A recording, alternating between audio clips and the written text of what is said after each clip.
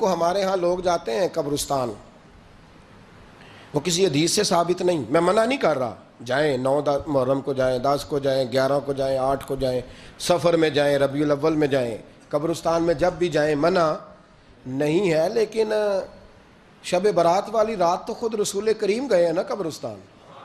اب جو بات میں نے سمجھانی ہے اس کو سمجھیں، نبی پاک کی والدہ کا مزار نہیں ہے وہاں جنت البقیع میں، حضور کے کو بھائی بہن، حضور کیا کرنے گئے؟ امت کی بخشش کے لیے گئے۔ شب برات کی رات لالچی نہ بنے کہ صرف میں نے اپنے لیے روزی مانگنی ہے، کل امت کے لیے مانگے، رب کریم سے مانگے، اپنے بھائی کے لیے مانگے، اپنی بہن کے لیے مانگے، اپنے بیٹے کے لیے مانگے، اپنی بیٹی کے لیے مانگے، اللہ کریم سے۔ یہ مانگنے کی رات ہے۔ پچھلی راتی رحمت رب دی کرے بلند آوازہ، بخشش منگن واریاں کارن کھلا جے دروازہ، آئیں اللہ کی بارگاہ میں اس رات کو کھل کے دعا مانگیں۔ قبرستانوں میں نا کچھ قبریں ایسی ہیں کہ جو بتاتی ہیں کہ سالوں بیت گئے ہیں کوئی آیا نہیں، کچھ قبریں بتاتی ہیں، اور کچھ بڑے قبرستان بڑے شہروں میں ایسے بھی ہیں کہ جن کا گورکن کہتا ہے کہ مجھے کمیٹی نے کہہ دیا ہے جہاں 4-5 سال کوئی نہ آئے وہاں نئی قبر بنا دیا کرو، وہاں نئی قبر بن جاتی ہے معاذ اللہ۔ او بھائی کچھ ہیں ایسے، کچھ ہیں، یہ جائیں نا اکبر بادشاہ یہاں لیٹا ہے لاہور میں، تو شعر لکھا ہوا ہے، بر مزارے ماں غریباں نے گلے پروانہ سوزز نے صدائے بلبلے، فارسی کا مقولہ لکھا ہے اس کی قبر پہ، کہتا ہے میں وہ غریب ہوں، اعلیٰ بادشاہ ہے مقبرے میں لیٹا ہے، کہتا ہے میں وہ غریب ہوں کہ نہ یہاں کوئی پروانہ آتا ہے نہ بلبل آ کے گیت گاتی، کوئی آتا ہی نہیں، کوئی فاتحہ نہیں پڑھتا، کوئی فاتحہ نہیں پڑھتا۔ او بھائی کئی قبریں ایسی ہیں جن پہ سالوں بیت گئے کوئی لوٹا نہیں۔ اور مشکات میں حدیث ہے، میرے نبی کریم علیہ السلام نے فرمایا جو قبر میں ہوتا ہے وہ تو اس آدمی کی طرح ہے جو دریا میں ڈوب رہا ہے اور وہ انتظار کر رہا ہے کہ میرا بیٹا میرے لیے دعا مانگے، میری بیٹی دعا مانگے، پر بیٹے کو تو 27 سال ہو گئے، ملک سے باہر ہے، کاغذ بنے گے تو ابے کی قبر پہ آئے گا نا، اس کے تو کاغذات ہی نہیں مکمل ہو رہے، وہ بیٹے کو تو مشکل ہے بڑی، وہ تو کاغذات نہیں بن رہے، وہ تو دولت کا مطالبہ پورا ہوگا تو جب ہی وہ کام ہوگا نا۔ انتظار ہو رہا ہے قبروں میں میرا بیٹا دعا کرے، میرا بھائی دعا کرے، اور اگر بچہ دفن ہے تو وہ کہتا ہے میری ماں دعا کرے، میرا باپ دعا کرے۔ کوشش کریں شب برات بعد از مغرب یہ رواج پیدا کریں، یہ رسول اللہ کا طریقہ ہے صلی اللہ علیہ وسلم، قبرستان میں جائیں اور جا کر کے وہاں اللہ تبارک و تعالیٰ سے دعا مانگیں کہ یا اللہ جو اس قبرستان میں لیٹے ہیں وہ بھی، اور جو آج تک کلمہ پڑھنے والے دنیا سے گئے وہ بھی، اور جو قیامت تک جائیں گے وہ بھی، اے اللہ تو سب کی بخشش فرما دے۔ اللہ کی رحمت کو محدود نہ کریں کہ صرف مجھے بخش دے، اسے کہیں یا اللہ کل کی بخشش فرما۔ ساری امت کے لیے دعا کریں، شب برات کی رات نفل پڑھیں۔ ہمارے ہاں محفل ہوتی ہے ہر سال الحمدللہ، بڑے شوق سے بڑا خوبصورت ہم اہتمام کرتے ہیں، لیکن میں اکثر دوستوں سے کہا کرتا ہوں کہ جن کو اکیلے میں نفل پڑھنے میں مزہ آئے وہ اکیلے میں پڑھیں۔ کتنی کھلی بات کر رہا ہوں، میں پابند نہیں کر رہا کہ آپ یہاں آئیں گے محفل میں آئیں گے ضروری ہے، بھئی آپ کو اکیلے میں مزہ آتا ہے نا، کچھ لوگ تنہائی میں ہوں تو دل زیادہ لگتا ہے، وہ تنہائی میں کریں اللہ اللہ کوئی حرج نہیں، لیکن کچھ ایسے ہیں کہ نعت سنتے ہیں تو دل نرم ہوتا ہے، تقریر سنتے ہیں تو دل نرم ہوتا ہے، تو جن کا اس طرح نرم ہوتا ہے وہ مسجد میں آئے بات سنیں۔ کچھ کو سب کے بیچ بیٹھ کے رونا آتا ہے، حضرت سعدی شیرازی فرمایا کرتے تھے کچھ لوگوں کے آنسو مجھے رلا جاتے ہیں، فرماتے ہیں کچھ کی آنکھیں دیکھ کے رو پڑتا ہوں، لہٰذا میں جب بھی ذکر کرتا ہوں محفلوں میں بیٹھ کے کرتا ہوں، تنہائیوں میں مجھ سے نہیں ہوتا، تو جس سے نہیں ہوتا وہ آئے نا، مسجد میں آئے، رات عبادت کریں، کل مغرب سے پہلے پہلے کام سمیٹ لیں سارے، اور مغرب کے بعد یہ رات شروع ہوگی، مغرب کے بعد ایک چھٹی کر لو اللہ رسول کے لیے، کر لیں گے انشاءاللہ تعالی ایک چھٹی، اور توبہ کی رات ہے، یہ توبہ کرنی ہے۔ توبہ کس کو کہتے ہیں؟ توبہ کا معنی ہے پچھلے گناہ پر پچھتانا، شرمسار ہونا، کہتے نہیں اے کاش میں نہ کرتا، اور وہ لفظوں میں نہیں جملوں میں نہیں، توبہ رٹی رٹائی نہیں، شرمسار ہونا اور آئندہ گناہ نہ کرنے کا پکا ارادہ کرنا، اس کا نام توبہ ہے۔ دیکھیں اللہ تعالیٰ فضل کرے، میں نے پچھلے سال کہا تھا پھر کہتا ہوں مسجدوں سے نا شب برات کی رات، شب قدر کی رات چیخوں کی آوازیں آتی ہیں، لوگ اتنا روتے ہیں نا، رونا چاہیے، کم روتے ہیں زیادہ رونا چاہیے، لیکن سوال یہ ہے کہ اتنا زیادہ لوگ شب برات کی رات روتے ہیں، کیا پھر سویرے بددیانتی ختم ہو جاتی ہے؟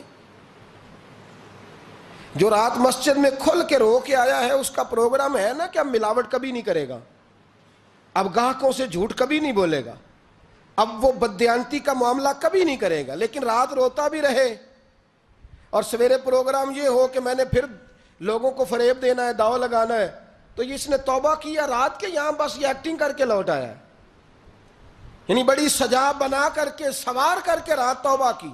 کیا مطلب ہے توبہ کا؟ کہ توبہ آپ نے کی۔ حضرت حسن بصری سے کسی نے کہا توبہ کیا ہے؟ فرمانے لگے توبہ یہ ہے کہ جس گلی سے رب نے تجھے منع کیا ہے دوبارہ پھر تو اس گلی میں نظر نہ آئے، تو نظر ہی نہ آئے، اور جس جگہ جانے کا رب نے تجھے حکم دیا ہے پھر تو دوبارہ وہاں سے غیر حاضر نہ ہو۔ اگر یہ پروگرام ہی نہیں، ارادہ ہی نہیں، بچے ایک دو مجھے کہنے لگے کل حضرت صاحب توبہ کے موضوع پر ہم نے گفتگو کرنی ہے تو کوئی باب بتائے کہاں پہ ہے، کچھ بچے شاگرد ہیں، کچھ مسجدوں میں جمعہ پڑھاتے ہیں، ایک نے مجھ سے کہا، تو میں نے کہا بیٹے پہلے مسجد میں جاؤ، 2 نفل پڑھو، توبہ کرو، توبہ کا ارادہ بناؤ، یہ رسم نہیں ہے۔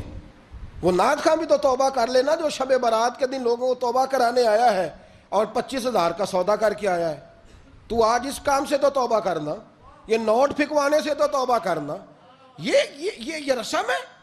ساری رات توبہ توبہ توبہ توبہ، یہ کیا معنی ہے اس کا؟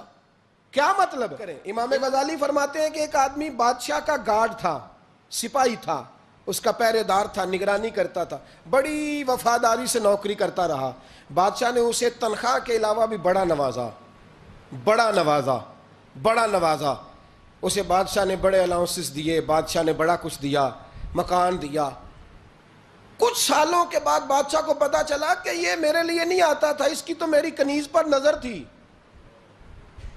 اس نے تو رات کی ڈیوٹی اس لیے لگوائی تھی کہ کنیز پر نظر تھی۔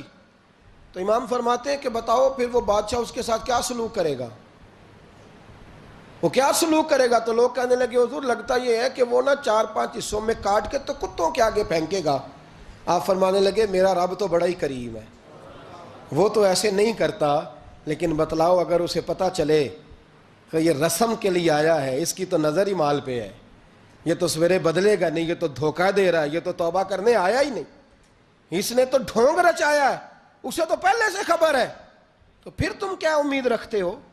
پھر کیا رویہ رکھتے ہو؟ شب برات کی رات دھاڑے مار مار کے رونا اور صبح اسی طرح دھوکہ دینا، اسی طرح فریب کرنا، اسی طرح جھوٹ بولنا، اسی طرح بددیانتی کرنا، اسی طرح لوگوں کو لوٹنا، تو یہ رسم نہیں ہے توبہ۔